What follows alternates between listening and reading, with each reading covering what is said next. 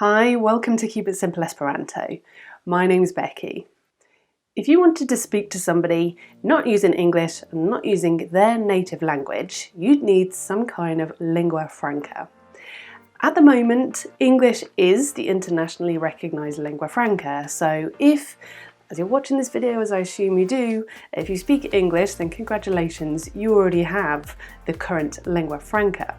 However, it hasn't always been that way, and there's no reason to believe it will continue to be that way in the future. The British Empire covered 35.5 million square kilometres of land. That's about a quarter of the Earth's land surface. That's massive. When colonisers arrive in a place, they usually take over, they impose their beliefs, their culture and their language upon the colonies. That's why a huge number of people in the world, either natively or as a second language, speak English. When the British Empire dissolved during the 20th century, a lot of former colonies still continued to use English as one of their national languages. That's one of the reasons why English is still spoken by so many people. Okay, well, I already speak English, so I don't have to learn another language, right? Well, yes and no. If you already speak English and you want to continue only speaking English, that's absolutely fine. But consider learning Esperanto. Let me explain why. Learning a new language literally opens up new worlds. Nelson Mandela once said, if you talk to a man in a language he understands, that goes to his head. If you talk to him in his language, that goes to his heart. I strongly recommend, if you're ever travelling somewhere, Spain, Italy, Greece, you try and learn at least a little bit of that language, Spanish, the Italian or the Greek.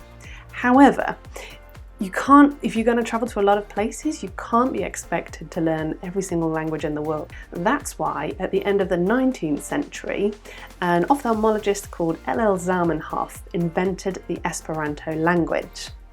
He expected that his constructed language could be used as a universal second language, and I'm here to encourage you to learn Esperanto, and this is why. First of all, Esperanto is a simple language to learn. Note that I said simple, not easy. Learning a language isn't easy, let's get that out of the way. Learning a language takes persistence and determination and effort. There will be times when you're frustrated. However, Esperanto is an excellent choice in a second language because it's very simple to learn, has very few rules, only 16 to be precise, and it's very regular. The pronunciation is very regular, and on top of that, the alphabet is very, very similar to the Roman alphabet that you're already familiar with. By learning Esperanto, you can communicate with people all over the world. If you learn French, for example, you can speak to people in France, in Canada, in places in Africa, and places in Southeast Asia. But there are a lot of places where French won't help you at all. At the moment, obviously, not everybody speaks Esperanto, but that's changing. It's growing fast. And did you know that Esperanto has its own form of couchsurfing, where you can travel the world, stay with people free of charge, and practice your Esperanto at the same time? It's called Passporta Servo. Check it out. If you want to go even further, Esperanto has its own sign language and its own braille. Another bonus of Esperanto is one you might not be expecting from me. It's got a very small number of native speakers, so some people were raised from birth speaking Esperanto. There's probably 1,000 or 2,000 people who fall into that category. Why would a very low number of native speakers be a good thing? Well, I don't know about you, but I'm quite shy. When I learn something, I'm not very good at the beginning, so I don't really want to make it public. So it's difficult to actually use the language, practice it and learn it with real native speakers because I'm frightened of making a mistake, saying something daft and looking silly. But with Esperanto, the vast majority of people have had to learn it, so they're just like you. Not only will you feel a little bit more confident with other learners, but they will also be able to help you out with things that are a little bit tricky, things you're struggling to get your head around. With a natural language, native speakers, if you ask them a question, they often just say, I don't know why it's like that, it just sounds right, or that's just the way it is. With Esperanto, there's usually more of a logical reason, and often another learner will be able to tell you exactly what you need to help you out and solve your problem. Okay, so I've learned Esperanto, I can just stop now, right?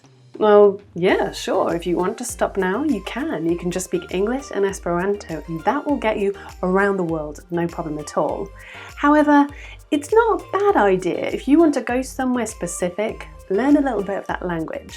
If you know you're going to be living or working somewhere, learn a lot of the language. I promise you, you will get around so much more easily. You'll spend a lot less money if you speak the local language than if you just barge in and shout at them in English. Did you know that Esperanto can also help you learn another language? Third language acquisition is usually faster than second language acquisition, simply because you've already gone through that learning process. You know what a verb is, what an adjective is, what a noun is, etc. Esperanto can help you accelerate that process further. One of the main criticisms of Esperanto is that it's very Eurocentric. Its creator, Dr. Zamenhof, spoke French and English and German and a whole host of other languages, mostly European-based. So Esperanto is naturally a European-based language. That means, on the good side, that it can help you more easily learn another European language. So just say for a moment you speak English and you've just learned Esperanto. That means that you will be able to pick up French more quickly than if you had just jumped straight from English to French. Because Esperanto shares a lot of similarities to French, you'll be familiar with a lot of the vocabulary and a lot of the grammar concepts. However, learning Esperanto will give you the tools to help you learn any other language. Why is that? When learning your natural language, you don't know about nouns, adjectives and verbs. You just pick up the language. So when it comes to learning a second language, you can get really confused when your teacher starts talking about the accusative case or the subjunctive tense. So Esperanto will help you because it's very regular, it's very obvious which words are nouns, which words are adjectives, which words are verbs, etc, etc. You know exactly how to use them in a sentence, and you'll understand when it comes to picking up your third language, you'll understand exactly what is a verb, what is an adverb, and that gives you a huge advantage over anybody who hasn't learned before. Of course, you can learn, say, French first and learn what is a verb, what is a noun, but it's not immediately obvious when you read a French passage. You don't automatically know which words are nouns, which are adjectives, etc. Whereas with Esperanto, it's very clear which words belong in which category and what's happening with grammar of that sentence. Various studies have shown that learning Esperanto first can accelerate your learning of other languages. For example, a study done in the 1950s in Sheffield in the UK showed that students who learned 1 year of Esperanto, followed by 3 years of French, at the end of the 4 years actually spoke French better than those students who'd studied French for 4 years. So imagine that. In 4 years, you come out speaking 2 languages better than people who'd only learned 1. That's amazing. Another way to look at Esperanto is like a recorder. Recorders are used as a beginner's instrument. They teach the theory of music and they give you an idea of how to play music. And it's the same with Esperanto. It can be used as a language on its own, but it's also really useful if you want to go on to learn more languages afterwards, because it teaches you the theory of language acquisition and helps you to move from that to more complicated natural languages. If you already speak multiple languages, congratulations, you're a polyglot. So why learn Esperanto? Well, obviously you don't have to. However, consider this. you can already speak with a large number of people on the planet. But consider Zamenhof's original idea of having this universal second language. So wherever you go, whoever you're speaking to in the world, you can communicate using one simple language. Now, granted, it's a little bit of an idealistic point of view, but do consider the original purpose of the language was to unite people. I think that's worth consideration, no? But no one speaks Esperanto. Well, thanks to the invention of a little thing called the internet, it's now easier than ever to connect with other Esperantists. And did you know there are about 2 million of us? That's more than the state of Nebraska or the country of Latvia. Another bonus of Esperanto is that it is a neutral language. It was designed to be a peacekeeping kind of language, to unite different peoples, bring them all together to use as a tool for communication so they could try and resolve some of their differences. So yes, it's neutral.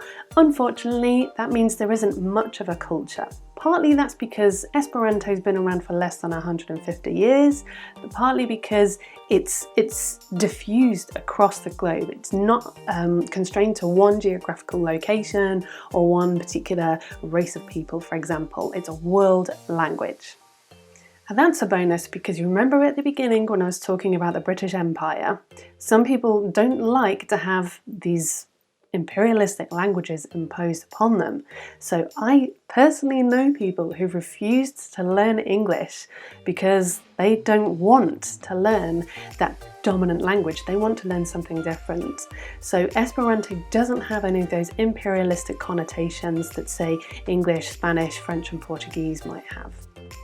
Okay, so this Esperanto of which you speak, I've never heard of it before. Where on earth do I learn it?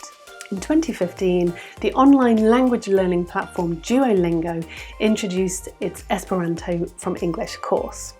There's also a thriving community on Twitter, Facebook, YouTube, Reddit, or any other social media, so check out Esperanto on your favourite social media. Don't forget to hit subscribe and also the bell notification button so that you get notifications from Keep It Simple Esperanto. You might want to check out ekperanto.net, which has a very simple, straightforward, short course teaching the basics of Esperanto, or lernu.net, which has another course and also a forum where you can discuss Esperanto and other topics with other Esperantists. So remind me, why should I learn Esperanto? Number one, it's a simple language with regular pronunciation and regular grammar, so you will acquire Esperanto faster than almost any other language. Number two, because of Esperanto's regularity, you'll learn about how languages work.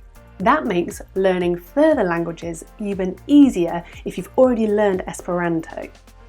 3, it's a neutral language, so it doesn't have any of the potentially negative imperialistic connotations of some of the other world languages.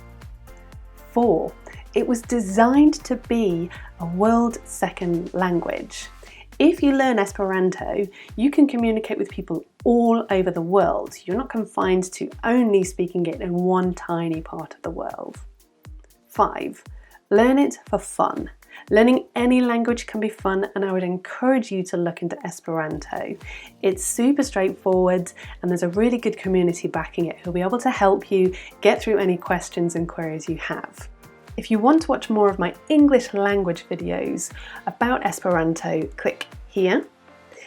If you want to hear what Esperanto sounds like, if you want to practice any Esperanto that you may have learned, check out this playlist here.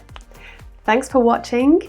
If you're interested in Esperanto, if you want to learn it or practice, hit subscribe and I'll see you soon. Ĝis la revido!